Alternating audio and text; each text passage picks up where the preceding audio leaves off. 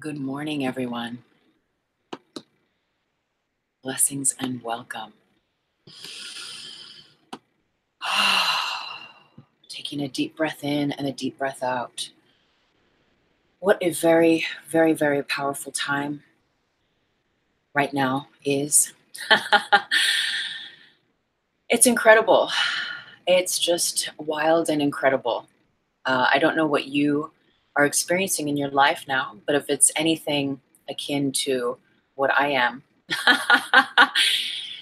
then perhaps this is a really good 4DT for you to be here to watch. This is 4D Trinity. I am Tuesday May Thomas. This is the weekly live stream, and that I'm so grateful to be here for, to be with this beautiful community. It is such an absolute gift to be here with you. So thank you, everyone who's new, who's dropping by for the first time, and anyone who is a new subscriber. I'm so very grateful, and thank you so very much, all of my regulars, for supporting, for watching, for being present. Breathing in and breathing out. At 4D Trinity, what we do is we discuss all the variables, all the aspects through which we align with our higher self, with our wisdom self, with that part of us that links us all through love. And we do that by understanding these aspects of mind, of body, and emotions.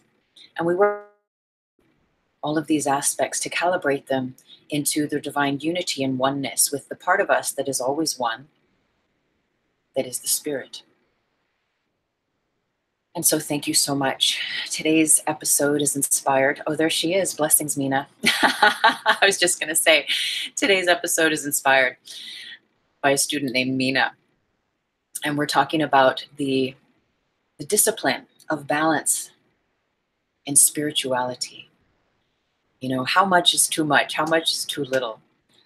And it's such a big, big one, because I know that sometimes when we first begin our path, we get really excited. We want as much information as we can find. And then we find that which resonates with us, and we go down that rabbit hole. We go down that adventure book, that adventure story, and we explore. And with each road that we travel, there are many other roads. There are an infinite amount of dimensions and roads through which to travel. And ultimately, where we're going in our disciplines is coming back to love, coming back to that part of us, as we mentioned earlier, that is always one, that is always in tune with love. And so ultimately, our disciplines, right, and the balance of them is serving to help us remember that we are one. Remember that we are one, first and foremost, within ourselves. That we can come back into that oneness of being, that oneness of remembering how it feels to be calm, how it feels to be at peace. You've heard that hashtag or that saying, calm is a superpower. It is so, so very true. And many of our spiritual practices and disciplines, they help us to come back to that peaceful state, to that relaxed state of being, where we remember our oneness within ourselves first and foremost, where we remember what it's to be peaceful, right? And when we're relaxed, when we're at that alignment, mind, body, and emotions with spirit, when those aspects have been aligned and have become one, then our ability to see, right, through our third eye, through our heart center, is fully allowed. Its limitless vocation, its limitless itinerary, its limitless abilities to serve us, that we may serve ourselves, and in a very natural way be of service everywhere we go, to all things and beings throughout life. And this is, it's easy, but it's not always simple, right? Depending on what we have going on in our life. And at what period, what cycle we're traversing through in our life. And often it can be, it doesn't have to be, but often it could be that we are at certain crossroads in our life, at certain turning points, at massive apexes of healing, where we realize that we can no longer go forward in the fashion and the way that we've done. And so we seek to perhaps detox our body.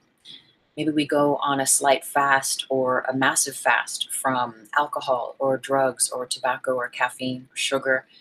Any sort of dietary changes, right, can affect this, can create the correct conditions for that oneness and that alignment. Because we know when we're stressed, when we're not in our calm, when we're not in the greatest alignment we can be, our ability to really see, to really voyeur the full fractal, the full expanse of sacred geometry that is love, that we're always plugged into. It's difficult to be at one with that, to relax and be held by the wisdom of love, because love is all about that heart chakra, and it's about trust and faith and living in that way that all things are taken care of. And ultimately, we use our spiritual practices, our spiritual disciplines to create that balance. And what is that balance? Again, that balance is, imagine we have all of these bodies, right? The physical body, the mental body, the emotional body. And I know there's more, we can get into those fractals, yet to keep it simple, if the emotional body is set on one program and the mind is set on another program, then the physical body will reflect the incoherency of that misalignment. And so we may experience different things in our physical health that will remind us to come back to center, that will remind us to come back to a balance, to create that relaxed state whereby the homeostasis, we can hit the reset button within ourselves so that we can remember, that love is the truth, and so that we can remember who we are, rooted in love, rooted in peace, rooted in light.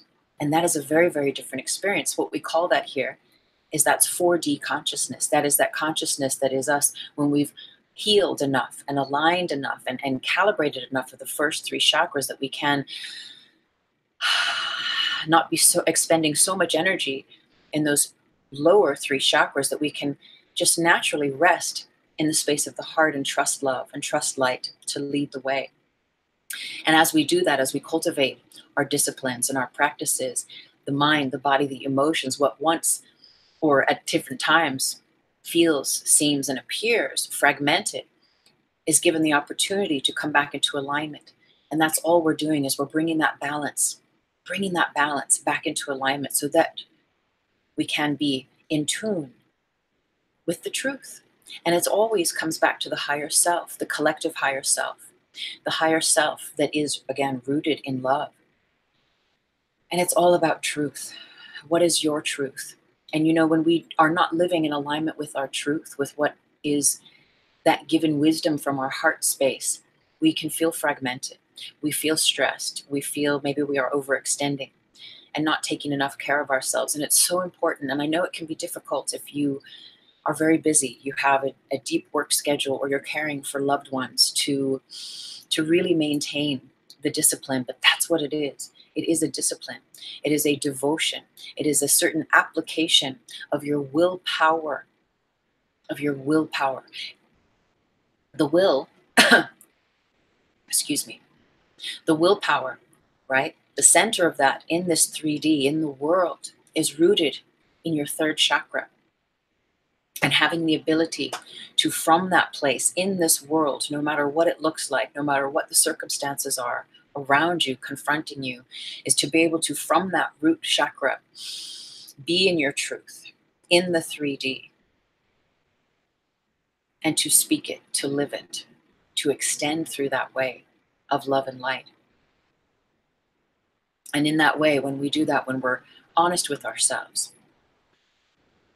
and we practice that willpower in this 3D through our disciplines, it becomes easier and easier and easier. And again, as I said earlier, it may be easy, but it's not always simple. Before we go on, I'm just going to have a look. Blessings, Mina. Oh, blessings, Christine. So good to see you. Thank you both for hopping on and saying hello. The God phone.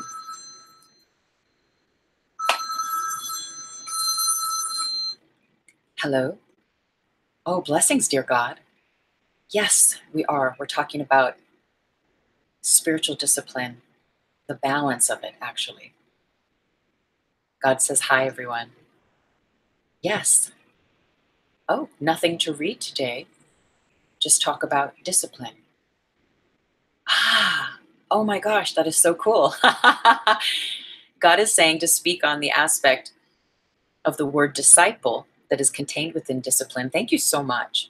Any other news for us today, God? God just says, love is the truth. Blessings. Love will set you free. Oh, I love that.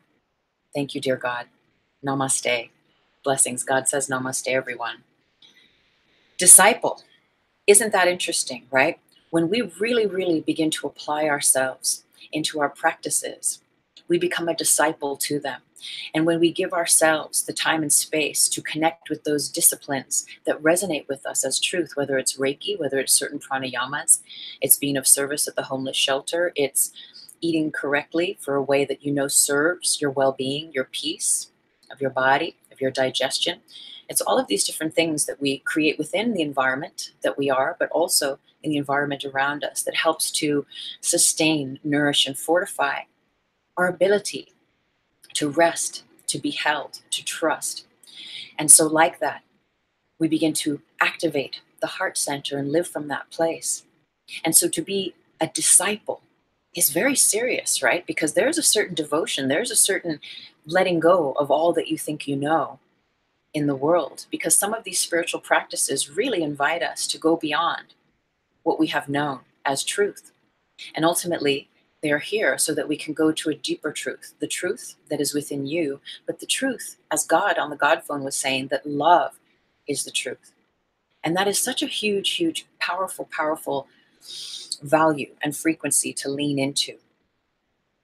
And so having the willpower to be a disciple to those truths within yourself, to be a disciple to those aspects that you know call you, right? Maybe it's prayer, maybe it's writing or speaking your affirmations, it's self-care, it's your Reiki, it's doing all of these different things, doing your yoga practices, being in community, but it's allowing yourself to be so in tune to create the correct conditions that you have that direct connect with your higher self, with the truth that's always speaking to you and guiding you, that inner GPS of your soul that's saying, do this now, go here, there, see those people, make that call, go to that workshop, whatever it is, that is that breadcrumb trail that leads us closer and closer to that place where we can relax and to that place of balance. Because again, when we are balanced, when we are centered, what happens is we collapse time as we've known it. Time can create so much stress. And really, when we're out of balance, we've forgotten that time is unreal. We give it such a great value here, and it does have value. Yet as we begin to drop deeper and deeper into the value of love and to lean into love, into trust, into faith, what happens is the divine nature of love aligns time and space for us so that all needs are met, not only yours, but all those that surround you, for those, your loved ones, the ones you're caring for your projects, your creations, your ambitions, your goals, your plans, whatever it is. And our disciplines, our spiritual disciplines, help us to remember the truth. They help us to remember. Earlier this week, I had a really amazing download that the world, this 3D planet, as it has been taught to us in the 3D, is a place that we come to forget and to remember. It's a place that we come to forget love and then to remember love. We forget that love is the truth, and then that we remember that love is the truth over and over again, and we go through these cycles. And that's what this planet does, is it goes through these amazing cycles. If you study the yugas, if you study the cycles of this planet, there are the dark ages, there are the light ages. And it seems, and it's said that we're coming back into this light age. And it is such a beautiful, powerful, mystical time to be alive. And again, that's why I'm so very grateful for this community, that we can do this together. We are doing this together. We're bridging and seeding this 4D consciousness, this value of love and only love together. And so the balance of these spiritual practices, these spiritual disciplines, are so very vital at this time, especially if you know that you're drawn to certain teachers, teachings, sacred texts. It's time. The time is now to submerge yourself into them. You know, there are times when we're having very, very difficult challenges where it is very important to maximize those practices and maybe do more of them in ways than you ever have before. Maybe you meditate once a week. Maybe you pray only in the evening before you go to bed. And perhaps as life is throwing you curveballs and inviting you to change and grow, it is a time where you can consider meditating 3 times a day, even if it's only for 3 minutes each round. But there is this continual connecting with God, with Source, with love, whatever name you give it, that helps to replenish and reset that connection. The world, our patterns, the past, our pain, all of these things take us into the past. They take us into a place of non-power, a place outside of our power. And our power is always rooted in the now moment, our ability to relax, to fully expand, and our beauty, and our grace, and our strength, and our compassion, and our peacefulness. That's the real power, and that always resides in the now. And so we're constantly allowing ourselves to honor that. And again, it's that connection with the higher self. And you can create and develop a communication with that by simply beginning to ask your higher self, you know, what is my best guidance here today? What am I to do in this situation, higher self? And then being open and receptive to all the ways that higher self might come. Maybe through, you might hear higher self, you might be guided through a song, a friend might say something, a stranger at the store might say something. It might come in dream time. But the guidance is always here for us. Everything that we need or that we think we need is always, always available to us. Yet we get to take the first step. It's an inside job. We get to take the first step to create that bridgeway through which the sacred, the mystic, can come to us, that we may receive the divine guidance. And so being a disciplined disciple is very, very far out, because what happens is that as we surrender and we let go and we let God, we let love, is that as much as your life has already taken a turn, it may take 3 or 4 more crazy turns in that realignment of really, really reinstating how powerful love is in our lives. And that's all we're doing when we are a disciple to our spiritual practices. We are coming deeper and deeper in tune and into alignment with those aspects within ourselves. What we see within ourselves, and we know this, but it's always good to remember, what we see within ourselves is what we are going to see outside of ourselves. And so there are times where maybe you turn the TV off for periods of times. There's times where maybe you turn the Wi-Fi off for periods of times. There's times where you stop drinking alcohol for periods of time, so that your body, your emotions, your mind can reset and be resaturated in that frequency of love. To be a disciple is to let go of everything you think you know, even if you've been a great spiritual scholar or student for many years, even if you have certificates and many, many spiritual practices. There's a continual letting go, right? And it's so interesting. On Instagram this week, I posted a thing, and which you can look at if you go to my Instagram. All of my links are down in the show more box. And it was about dropping atoms, because we're recognizing that as we're going through these DNA detoxes and all of these realignments and these activations of Kundalini within us, there are these detoxes. There's all of those old programs and patternings and beliefs and fears, pain of the past, that are coming up for us, that we may heal them to their core, so that we can release with grace those things that no longer serve us, that we may be free, that we may experience sovereignty, being liberated from those ties that bind, so that we can parts of us from the past, those pains of the past. And we know the work we do here is always for the highest good. And so is the work that you do. You know, anytime that you allow yourself to release, to heal, to place love there, to forgive yourself and others, all those chains that once bound you are given the correct conditions to be released, so that you can explore who you are without all that. Right? And ultimately we keep coming back to love. And the spiritual, the main discipline, what I am a disciple of, is truth.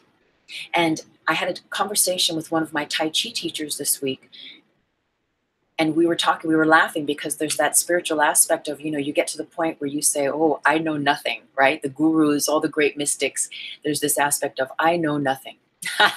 You get to that point.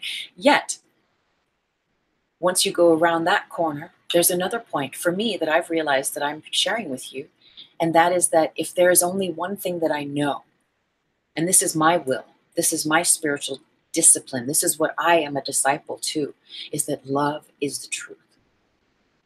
In any situation, through all time, space, and dimensions, love is the truth. And once that is in place, really, as a discipline, as a spiritual discipline, then I don't have to know anything else. I don't have to have any other beliefs. Just knowing and resting in that one truth, that love is the truth. And so I invite you into that. And as we allow ourselves to relax into that truth, everything else that is not in resonant frequency and alignment with love is allowed to be released. It just naturally does so by your sheer discipline of choosing love. And here we talk about spiritual will. We were talking about the third chakra earlier, and that's our ability to be our higher self in this 3D, our ability to be true to ourselves. Your I am here is the mantra that goes with that third chakra. And your I am here is resonant to the truth of you and how you embody, explore, and share that in the world. And as that resonates as your truth, the ability for that truth and that trust to move into the heart and be expressed with even greater love and light becomes amplified, becomes maximal. And to be a disciple means, again, you're letting go. You're letting go of who you thought you were. You're letting go even of all the knowledge that you've attained and gathered up to this point. There's always more love. There's always more love. And all we're doing is we're forgetting the fear. We're forgetting the pain. We're placing love there. We're forgiving. We're releasing those timelines, the past, that we may be in our full power and authority. Now I'm going to just check. Oh, blessings. There's comments here. You love the God phone. I know, me too. Blessings, Sunitha. Nice to have you here. Namaste. Oh, I'm so grateful. Do I Michael Franti and Spearhead? He's all about love. No, I don't. There's so many divine teachers. And it's so interesting because the students I work with, I'm very mindful of what I read, of who I watch on YouTube, of what I feed into my system, and especially as an author, as I get inspired with insights, I like it to come through just the divine thread of my own intuition or through my own meditations or guides. And so I take very little, or only as I'm guided, of other teachers or teachings in that way, because I just simply enjoy. I simply enjoy the practice of having my ahas come organically in that way. And not that it's not organically in another way, but just to answer your question, I have not heard of that teacher. Yet many students of mine will reflect. They'll say, oh my God, exactly what you were talking about was right about what so-and-so was talking about, or this and this and this is what they were talking about. And so there's this one truth. And all we're doing is we're coming back into that one truth. That one truth. We're remembering that love is the truth. And that is a discipline. Can you be a disciple to love? And it really starts within ourselves first, right? This is the groundwork. This is the territory of learning to be an alchemist, learning to alchemate all of those little resistances, those triggers, those things within us that perpetuate the past and that project it into the now, that cloud our vision of being able to be here now, and our calm superpower of being able to see, not just with the physical eyes, but with the third eye and the heart aligned and attuned, right? And that is our sovereignty. That is our freedom. I am going to read, I did do some notes here for today's show, and I'm going to just use them here. So why do we practice spiritual discipline in the first place, right? What's the point? Well, how peaceful are we? And can you have more peace, right? How full of love and light are you?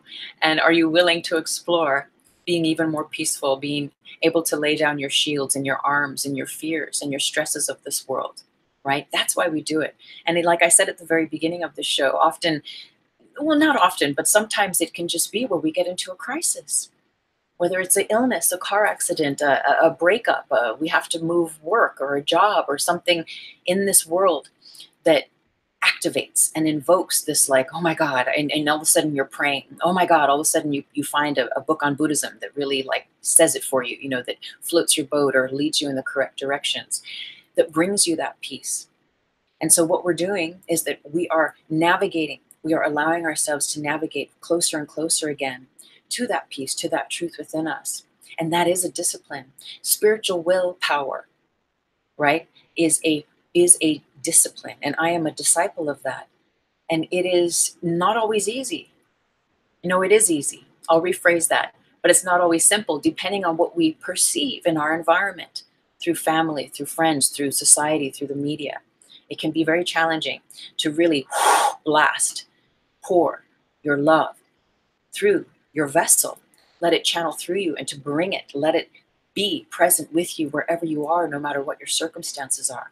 But ultimately, again, it's an inside job. And so us being able to practice that spiritual will, which is choosing love over and over and over and over again, placing love through your thoughts, your words, your deeds over and over and over again. And remember, love is the quantum organizer. So sometimes we get deep here. We do a little shamanism, or we go in and we do meditations, and we kind of fine tooth comb, right, into different aspects to break them down. Yet ultimately, when we place love, because love is the truth and love is the quantum organizer, whenever we bump into a resistance or an uneasy patch or a very difficult situation, and we allow love, we call love in.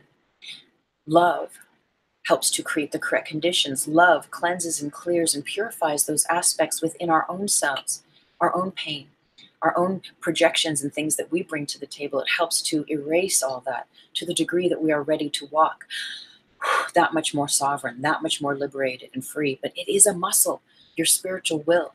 And so, if anything, perhaps being a disciple to your own spiritual willpower, right? And on one hand, there's a willpower in the 3D, in that third chakra of like, I'm not going to eat the whole cake. I'm just going to have one slice, right? I'm not going to drink, you know, the whole bottle of wine. I'm going to have one glass and really savor it and enjoy it, etc. And it's our ability to really, really discipline ourselves. And sometimes, again, it's about going off alcohol altogether. It's about not being in those communities. It's about delinking yourself from people, places, or things so that you can have a different perception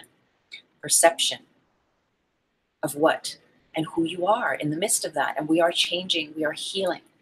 And it is time. The time is now for this. If you're watching it, the time is now. I'll just check these comments again. He's an incredible musician. Oh, that's so cool. You know, music is such a gift, isn't it? Music is such a gift.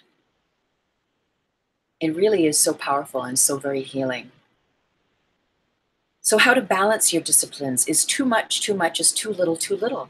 Well, this makes me think about yoga right away, in that we know, if we're familiar with that community, with that practice, that there are, you know, there's gentle yoga, there's restorative yoga, there's power yoga, there's that sweaty yoga, there's all sorts of different types of yoga. And then there's just the practice of pranayama, of doing your breathing practices with our yoga. There's many different limbs of yoga, but specific, we'll just talk about that physical practice. You got to know when to hold them, know when to fold them, when to walk away, when to run. That's an old Kenny Rogers. That's a line from an old Kenny Rogers song. And when I teach yoga, I will often share that.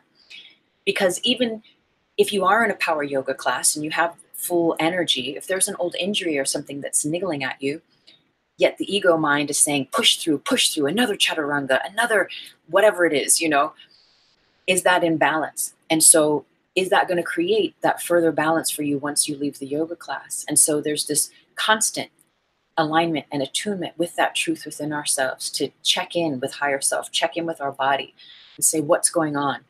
Do I need to continue? Can I just take a child's pose? And so it's that kind of balance. And sometimes it's not even doing the power yoga class. It's just going and taking a restorative yoga class, you know, to really reset yourself. And so it's that balance. Is too much too much? Sometimes we think that if I just do more yoga, it's going to help, and it may. And every situation is different. Yet being mindful and really truly listening. And I think that's a really big part of the discipline of being a disciple, is the listening, right? It's one thing, again, to read it in the books, to attain knowledge, but then it's a very different visceral thing that happens when we practice living that, when we practice walking the talk. And that is the point at which our DNA and our synaptic connections are then able to rewire themselves. Okay, so it's one thing to know the information of what to do, and it's another thing to then sit and meditate, to then sit and breathe, to sit and pray, to sit and place love, right, in your mind, in your emotions, however it may come up for you. You got to know when to hold it, know when to fold it, when to walk away, when to run. There are times as well, right, in the balance of our spiritual disciplines, that I know for me, there were many, many, many years where I was very content to be the hermit on the mountain and just meditate, meditate, meditate my days away. And there is a time and place for all things, right, in this way. Yet there was a certain point then when, and it was actually my little sister, she was 14 years old, and she said, when are you going to come off the mountain? When are you going to come out and play? And I was like, oh my God. And now she's not 14 anymore, but this was many years ago. But I remember I was like, oh, I was beginning to take myself and my practices a little serious, you know, and where I kind of felt that I was so in need of those practices that I forgot how to be in the world and just relax and roll with the 3D of just being with people in the world. I got so used to being that hermit. And so again, there's a time and place, and maybe you do need to go to the cave. You do need to go to the mountain. You do need to stomp your feet and shout and have a big cry and go for a massive healing or a soak, whatever it might be. Yet then there's that realignment. There's that resubmerging into the world, into your life, into the relationships that you have with your family, your friends, your communities, your creations. And so when is too much, you know? And again, when you listen, you will know. And sometimes, as I said, it will come from other people, places, or things. And for me, it was my little sister saying, like, I miss you. You know, you're like spending way too much time on the mountain meditating. When are you going to come out and play? And so there was this like, oh yeah, let me check myself. I'm taking this spirituality like so serious. And I was becoming very serious in it and very, you know, like, oh, I'm full of this wisdom and this knowledge, and which is great, but it can also almost bleed into the bullshit zone of like, it's one thing again to know all that and to have those awarenesses, and then it's another thing to take it to the take it out of the temple and into the temple of the world and share, right? Share in that way. And so, right, the balance of that, of being in the world and not of it. And that's why we have our daily practices, those daily things that we do every day, right? It's blessing your water when you drink it. It's blessing your food, right? If that resonates with you. It's your prayers. Who are your deities or your guardian angels or your God or your Christ or the Buddha, whatever aspect that does it for you, that really helps to instantly connect you to love, to your higher self. You know, what are those things? And it's bridging those. It's weaving those into our daily constructs that we may, again, come back into the truth and remember, love's got this. Love's taking care of everything. And once I keep in tune with the truth in my heart and have that like direct breaker 10-4, this is your higher self, you know, that like direct connect with higher self, with all of the higher self will guide us through every single moment of our day as we allow it. And it's that conscience, right? I spoke last week about the Jiminy Cricket in the Pinocchio movie, and where it's like, always let your conscience be your guide, was one of the songs from that Pinocchio movie. And your conscience is always looking out for your highest good. And much like that way, it's your higher self that will show us, and it will tell us, even when you're at a restaurant, like, order this, because you know if you order this, you better be ready because you can't digest this or that. And you know, it's always has our back, and it's always looking out for us. And we might be like, well, I really want that thing though. Okay, let me take those enzymes and I'll meet it halfway. There's that balance, right? There's the balance also. When is too little, too little? There's a time and place as well. As I was saying, I've shared very openly on this 4DT from my last relationship. It was a very, very difficult relationship, and it took me a long time, almost 2 years, to heal from it. And while I loved wine, I really began to love wine in a way that really wasn't loving. And my discipline shifted from, while I was still meditating and doing all these practices and everything, I got into this loop and this pattern of really drinking more wine than it was good for me. And what happened a couple months ago is higher self just came in and said, stop drinking wine. I even have it posted from a while back on the Instagram, where it was just out of the blue. And I think I was actually buzzed drinking wine that night, just in my pattern of getting through my emotions, or thinking that I'm getting through them, really numbing them, pushing them down, where higher self is like, snap out of it, kid. Stop drinking wine. And I was like, and higher self had never said that to me before. But I was ready. I had met that vortex within myself. And even though I'd already had a few drinks, the ball dropped and I got it. And I stopped. And now it's very interesting. I have no craving for it. And actually my higher self says, wine's not good for you. It's not what's going to serve you. So there's been this excising of that whole pattern out of my life. So when is too little and too much? In our spiritual disciplines, there will be times where your higher self, your guidance will be to completely cut something out of your life, to completely cut something out of your world. I know many friends and family and students have been conversationing with me and saying like, oh my God, I'm totally guided to go off sugar, totally guided to go gluten-free. I'm totally guided. I'm off cigarettes for 7 days now. I'm, making all these shifts. And especially where there's been addictions, it's a big, big one, because addictions, right, are just keeping us in fear. They're just suppressing pain of the past. And ultimately, this can be linked to past life stuff too, where we keep numbing, we keep averting. And it's fine, because when it's time for you to have that clarity, for you to have that healing, it will come and it will be natural and it will feel succinct. And the thing is that with your spiritual disciplines, especially when it's a big leap like that, when you're giving up something that you've been addicted to for a long, long time, whether it's a person, a substance, a work environment that you know is toxic for you, etc., it really takes willpower. That's your 3D willpower in the world of the 3D, of being able to be like, okay, I'm going to do this one day at a time. And you call on your guides, you give your addictions to Holy Spirit, to give to God. You ask for help. And you say, I'm going to give this to you, God. I'm going to give this to you, my angels. Please help me. And then we don't tell the angels or God how to help us. We're on standby then, right? We've given it away and then we let it go. We let go of even trying to control how that comes, how that information comes. And we await, we allow as a master to be divinely guided, and we continue to create the correct conditions within ourselves. Again, the peace, the stillness, the silence. Even if you're in a busy, busy, crazy world, there are moments. God, Holy Spirit, your higher self, your angels, all of the love and light beings of this universe have your back to take care of yourself spiritually. And the moment that we begin to discipline ourselves in that direction, even if it's tiny, tiny fragments at a time, it's like a bead on a thread, like mala beads on a thread. And we begin to build, right, those set points. We begin to rewire where we may be past of like, I don't have enough time to meditate. I don't ever have enough time to practice self-care or to discipline any spiritual practice. What, have time to read a spiritual scripture? Are you joking me? My work schedule is, et cetera, et cetera. But you get to, we are allowed to, we are invited to change that and choose again and choose love, right? And choose like, no, it's really important,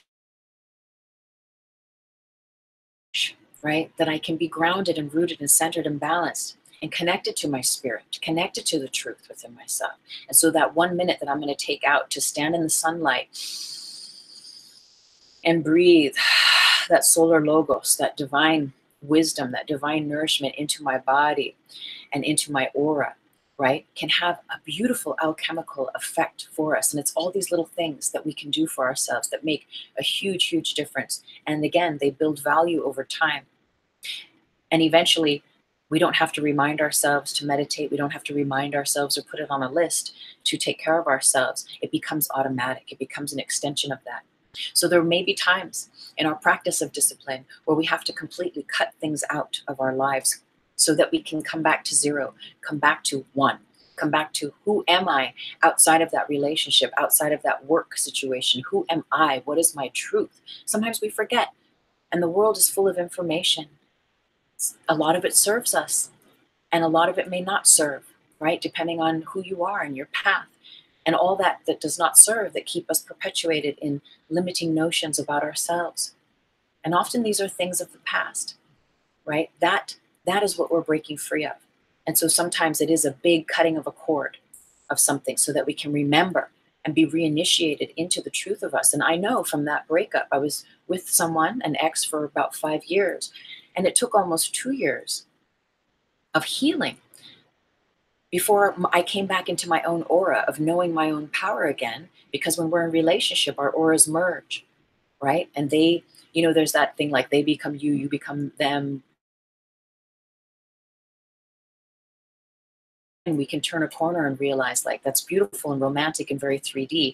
Yet, wow, as I'm coming back into my full power and authority, and just having a sense of, what does it feel like to be me without this other person's energy in my aura? It's incredible. Without that work situation in my aura, without that memory of pain from the past in my DNA, in my respiratory, in my nervous system, who am I? Wow, I am that I am. I am love. That is so very powerful. So it's the little disciplines we do every day that add up, that truly can serve our well-being. I'm going to take another look at these notes here. So what does balance mean, right? Balance means being in the world and not of it. And we speak about this, we've spoken about this before. And that is where, again, these detoxes, these releasing of these notions or these beliefs or these pains of the past, all of that, again, keeps us bound to the world as we've known it. Bound to the 3D, bound to the binary. And as we awaken the heart, the truth, and our spiritual willpower, our spiritual disciplines in balance, we again ascend and we commune with who we are as a creature, as a being, as a limitless channel and conduit for love and for light. And so it's being in the world. At least what I teach here is our spiritual disciplines in balance help us to be in the world and not of it. Help us to walk in that Christ consciousness vibration, where we have healed to such a degree those pasts and allowed those toxins to be cleansed from our bodies to such a degree that tipping point shifts, that we are no longer triggered, we're no longer feeding that tar body, but instead we start to nourish, fortify, and feed the light body. And I know that as long as I had built up so much spiritual will for so many years of practice and being a facilitator and stuff, but I'm still human. And I had a very tragic situation with my ex that led me to drink, that old grid. And as long as I was drinking, right, there was the illusion, the fantasy of numbing, the illusion of like, oh, I'm taking care of myself. I'm supplicating. I'm doing what I need to do to get through this. Yet after a year and a half of doing that, serving me anymore. And it was becoming clearer and clearer. And as long as I had the toxins, that continual wine, that continual toxin of alcohol in my body, I was unable to see clearly who I am. And maybe there's a glimpse. Maybe we can, some people can really have a very, very intimate relationship with substances. And I'm talking about the toxic ones that we get addicted to, right? Ceremonial use of substances or medicines is different. But it's that loop that we can get into that perpetuates the pain. It perpetuates as long as I still had alcohol and those toxins in my body. Not only was it messing up the joints, my whole yoga practice has completely changed since I've been alcohol free for almost 2 months now. It keeps us lodged in that memory in the past. It keeps that pain stuck in there. And so as we detox, right, the words we speak, we know this, the thoughts we think, it's all connected to the tar. It's all connected, rooted in pain, that are rooted in the past, that are rooted in those aspects that require healing. And so, again, as you are guided to release those patterns, those addictions, those those things that keep us bound to that, little by little, or sometimes in a big aha, there's this release where you come back to yourself, you come back to your truth, you get to know again who you are in your body without the pain, without the hangover, right? Doubting you. You get to know who you are again in Christ clarity as the ascended magician, as a channel through which miracles happen for you, to you, through you, and in your presence for the highest good of all. And it is a very, very different space to exist in. But we don't do that just to have that power. We do that as a practice of self-love and self-discipline. And so ultimately what we're doing is we're able to, as I love to say here, bridge heaven on earth realization, again, which is being in the world and not of it. Is being able to be in the world and to be present with everything the world shows us the world is, and to see through the veils of all of it and see the love, be the love, and then act accordingly.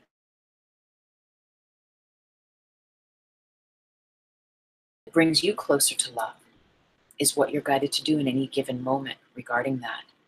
And so being in the world, spiritual discipline, right? These practices in balance, they help us to be in the world and not of it. When we are in the world and really walking with more of a toxic tar body, more of the things in our aura, in our mental continuum, in our emotional continuum that are not healed or forgiven, or at least looked at and honored, made a way for, to be like, okay, I see this is here.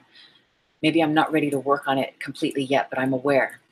And I allow for the highest good that I'll be guided, that will be worked on. I will be guided on how I can start to work on healing that aspect within myself. That's being in the world and not of it. Because again, the more that we do not practice our spiritual disciplines, especially as you're awakening, especially as you're enlightening, especially as you seek greater peace. And really that's all it is. It's being in the world and not of it, is being at peace. How at peace are you, you know? And peace is truth, peace is love.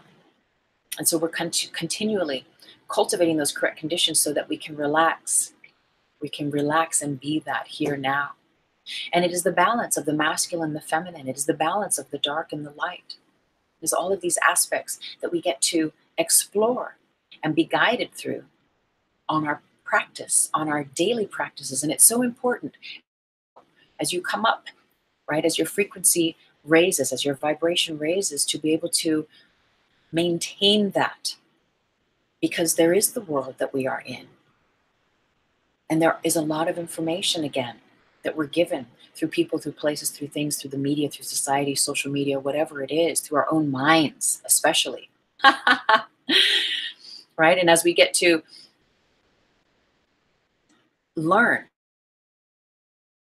how to discipline those thoughts, discipline those notions, those triggers, those patterns, those addictions, those habits with our willpower, in alignment with our spiritual willpower, then we begin to know which way to go. Then we begin to be able to be in this crazy, quote, world and not of it. We have one foot in heaven, realization, and one foot in the world. We are bridging, right, these dimensions of this plane where we can be in the world and have compassion, yet not be of it, not be so affected by it. And being in the world and not of it, again, where there's toxins, where there's your diet, the sugars, the alcohol, the drugs, the pain, the emotional, the stress of emotional pains of the past. These things keep us blinded. They keep us bound and gravity bound to the grids of that collective consciousness of this 3D. And so, like puppets on a string, we are directed and navigated by those painful memories of the past, by those addictions, by those patterns, those habits. And often some of them are unconscious. We just had a full moon. And this was so much about those hidden, unconscious, subconscious things coming up, just that full moon bringing to light those aspects of which we're ready to see. And sometimes it might only just be a glimpse, and that's enough for us to say, okay, I get it. Higher self has been telling me for years to get out of this situation. It's been nudging me, guiding me, you know, and maybe even giving opportunities in which to create a new paradigm, but maybe we've been too afraid. It hasn't been time yet. But know this, there is never a missed opportunity. Higher self, the entire universe is constantly conspiring. I mean, is that the correct word? We can review that another time. But in the way of love. Universe wants you to meditate. Universe will make time for you to meditate. There's been so many times where I've felt like I've been in a rush or for an interview or something, and I'm like, I really need to do my Merkaba meditation. Oh my God, blah, blah, blah, and I don't know if I have time because the thing is at 10 o'clock and I got to go and blah, blah, blah, and I got to get in the car and drive there and the traffic and whatever. And when my higher self has been very firm, has said, stop, uncross your legs or cross your legs, whatever it might be, pull your plugs, do your meditation, right? Run your Merkaba, do your thing. The 5 minutes that I'll take to do that, time and space will stop as we've come to learn, to know it, because the universe folds to love. The universe folds, the universe is love. And so when we create the correct conditions within the conduit, the channel that we are, the crystalline tube of love that we naturally are, the universe gives us more. And it gives everything more through us, to us, and around us, because we are choosing that. And so what happens is that then when your higher self is really saying like, no, stop and meditate. I know your interview, your whatever it is at 10 o'clock, and it's looking like there isn't enough time. But if higher self is saying, but stop for 2 minutes, for 1 minute, for 5 minutes, and do that meditation, say that prayer, say that affirmation, or whatever it might be, what will happen, what has happened for me, is that the world stops, time stops, and you end up getting to where you need to go and being and embodying all that you need to be for that given situation in perfect harmony and perfect grace, without the rush, without the stress, because the universe is seeking its balance always. And through us, to create the correct conditions for love, the universe will stop the press. The universe will stop whatever it needs to stop so that you can honor yourself, especially when higher self guides it. It's there for you. Have you ever had that experience? It's so very powerful. So just a few more notes here. You know, as above, so below. Healing arcs. The healing arcs we go through often require a full makeover or repatterning of your DNA, which is all we've been talking about for months now with our tarot and through these 4D Trinity live streams. And all we're doing again is we're releasing those toxins, we're releasing the limitations of who we've known ourselves to be. And sometimes they can be very safe, these places of limitations to rest in. And that's okay. Yet when it's time, and higher self or your guides say like, okay, it's time now to come off the mountain. It's time now to stop with that addiction. Or you've known for 10 years that this relationship is not serving your truth. It's not serving your majesty, your full power and authority. There's a time then when we surrender and we say, okay. And the moment, that little willingness, that moment that you say, okay, is when love is allowed to come in, and that quantum organizer can do the work through you and to you. Again, we don't need to figure out and tell love what to do. Love knows, God knows what to do. It is our simple willingness to allow it in that makes it so, that creates the correct conditions for it to be. And all we're doing when we collapse those timelines is we're coming into the now moment, right? Into that altitude of the NOWOSPHERE. I have a book. It's a free mini book on iBooks and at Kindle called the NOWOSPHERE, Understanding Your Spiritual Sensitivity. It can be very challenging to let go of those patterns, those shields that have kept us safe and from feeling vulnerable in the world for so long. And so learning a language, learning to understand that this is actually what's happening, is that you're moving into a new altitude, a new frequency of self, can be very helpful to understand, right, what's actually happening and how to actually navigate that terrain. And so if you're interested, I believe there's a link down below in the show more box. It's called the NOWOSPHERE and it's free. And so what we're doing is we're coming into that mindfulness, aware of not judging others, right? So this is interesting. Aware of not judging others. So as we build that sovereignty, as we build that spiritual discipline and devotion within ourselves, as we be a disciple to your higher self, to love, because that's really what's happening here, right? When we cultivate our spiritual practices, we are becoming a disciple. We are choosing love over fear. We are choosing to place love in our body-mind continuum. And so once we've turned a corner, And we have this new level of awareness. It's maintaining it, right? And sometimes you feel like you can meditate. I know I've had this over the years where you meditate, you meditate, you meditate. And if you miss a day or two, like, you're good because you've built up this beautiful continuum of peace. And so you're riding that wave of where that peace, or you do a healing and you're like, woo, and it's like, woo, and it just carries you for some time. And then, boop, you get something on your radar and you're like, okay, I'm being triggered. It's time to go back in the lab. It's time to go back in and get into my meditation practice again. You know, if you ever have those periods of where you're in and then you're out. Because again, the world is the land of remembering and forgetting. Remembering that love is the truth and then forgetting that love is the truth. And all we're doing here at 4D Trinity is remembering that love is the truth. As we get into turning that corner and being a master of love for ourselves and knowing thyself divine, right? There's a certain mindfulness then to maintain this. So not only just when you sit and you meditate on your, go to the community meditation workshop, or you do all of these things, you're eating in alignment in harmonious ways for your body, mind. There's this turn that happens. And we realize how much it really serves us. If you suffer, I don't know, that's such a heavy word, but if you have a lot of high anxiety and your higher self says, stop drinking coffee, stop drinking caffeine, and you're like, but I can't, you know, and you just keep drinking the coffee, but you know your blood sugar or your blood pressure, maybe it is your blood sugar too, goes off the roof, and you keep having those stressful anxiety panic attacks when your higher self the whole time is saying, like, just cut out coffee. Know thyself without coffee, without this level of caffeine in yourself, you know. That's a big one, but that's that corner. And it's that mindfulness where the more, again, that we just have that little willingness to say, okay, show me what to do. I give you this stress, I give you this pain, I give you this part of my past that I don't even know what it is, God, I don't even know what it is, my angels, but I'm going to give it to you. I'm going to give it to you, Holy Spirit, for the highest good, that I can be released from this memory, that I can be released from this patterning, so I can know who I am in sovereign freedom, in liberation.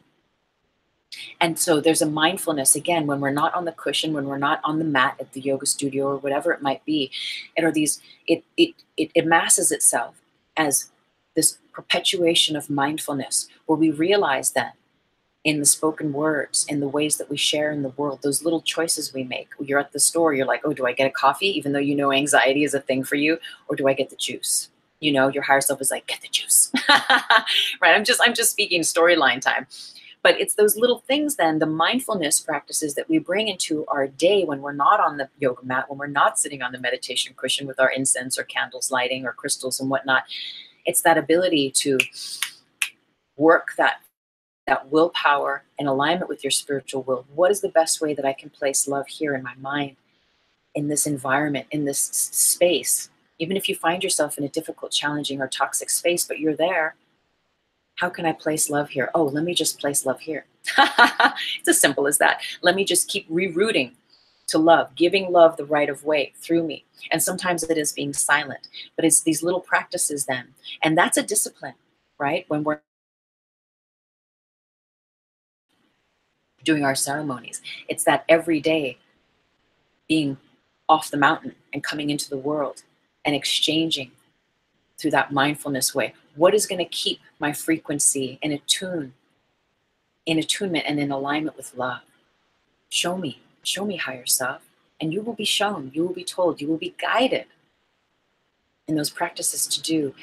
And from the notes there, it's interesting, I wrote down this funny note about non-judgment, because as we know, judgment keeps us bound to the past. It keeps us bound to whatever limiting notions we have about ourselves, really, whenever we're judging others. You know, it's what we're saying about ourselves.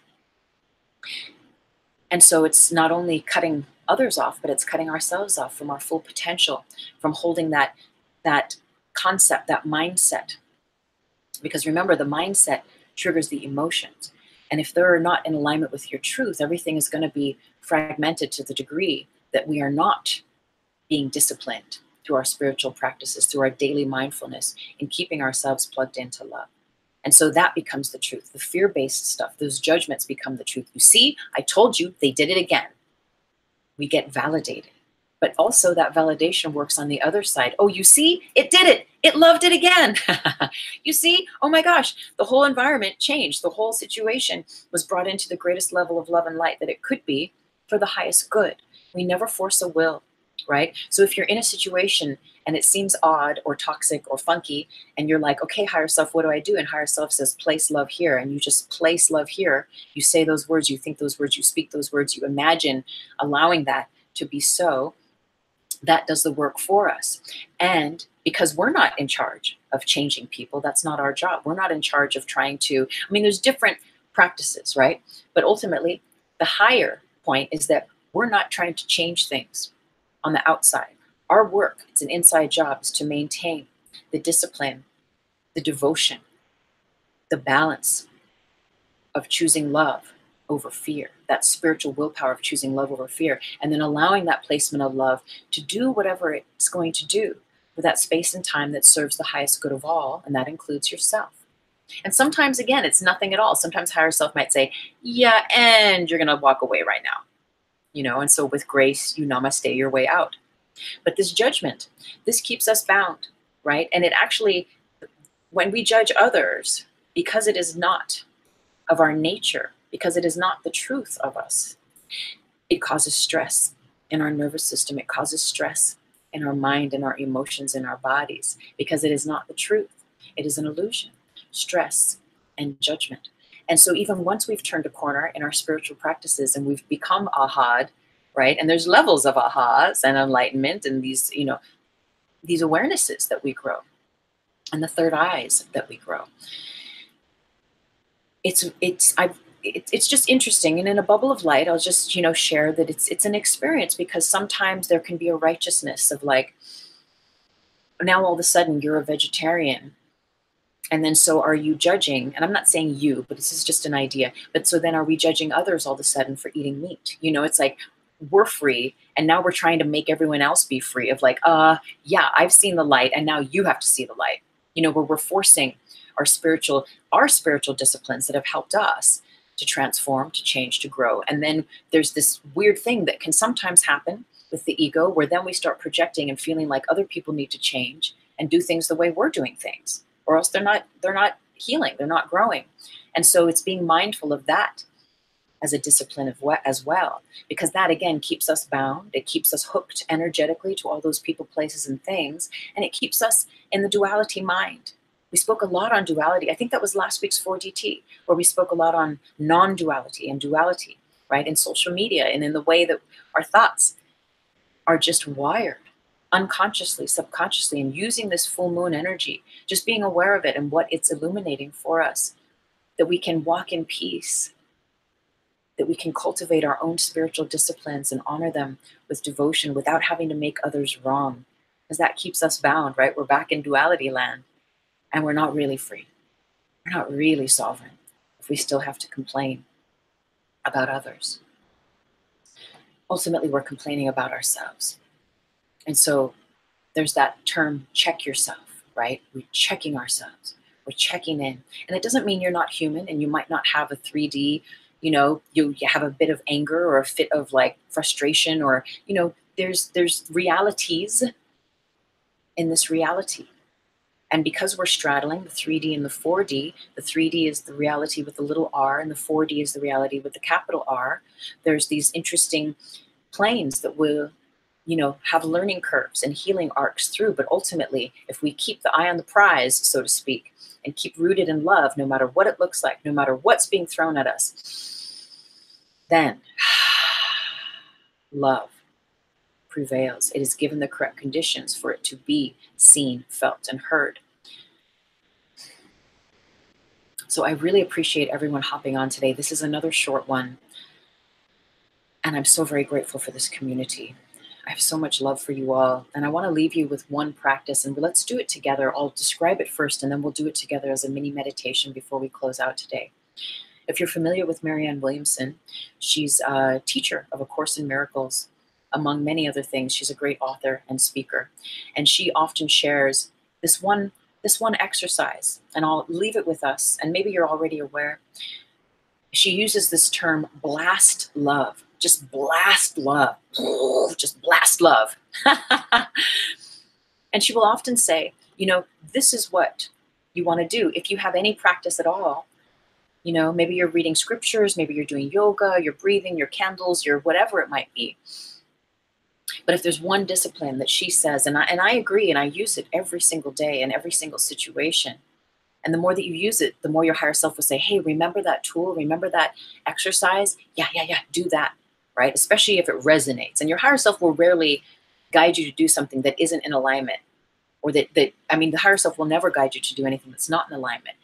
Yet sometimes the tar body will have resistance to something that's very powerful in the way of love, of placing love. And so you might have this, tug of war, or war is a very heavy word, but this push-pull when you're called to place love. But that's okay. It's a learning curve. So the practice is that if you have any meditation at all, or no meditation, or want to add this to your meditation, before you go out into the world, before you go into your family or your roommates or your work or your job or whatever it might be, or even with your creations if you live alone,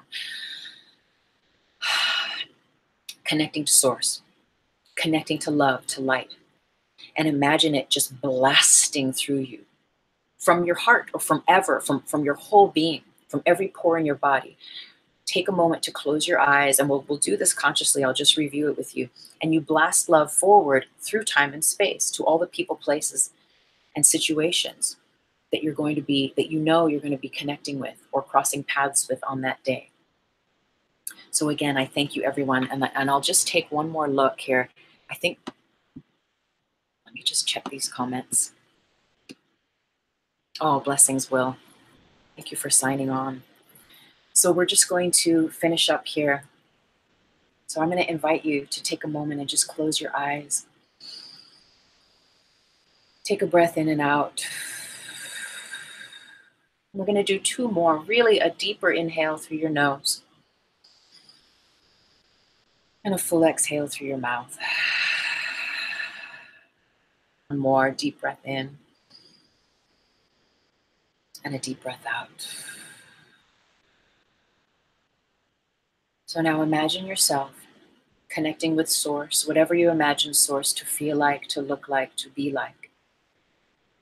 Imagine source pouring in through the top of your head and into your crystalline tube, into that beautiful tube that houses the spine and all of your chakras, and that serves the nourishment and the fortification of all of the channels, all of the meridians, the nadis in your body that nourishes your physical, your emotional, your mental, all of your energy bodies, the continuum of all of them. Imagine that love just pouring in through your crown, filling up your tube, and like little tree branches, just nourishing, sending off extensions of this love and light to your whole entire being, feeling yourself filled with that source energy, with that love, with love.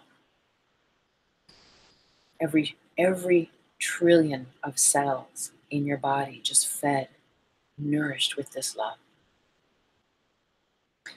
And now be aware the day ahead of you, those people, those places, those situations that you know you will be coming into contact with, and send love forward.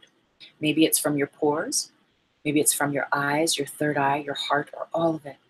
Blast love, send love forward through you. Just send it forward into those visions, to yourself, to all of those people, all of those environments, those creations, those endeavors, those practices, whatever it is.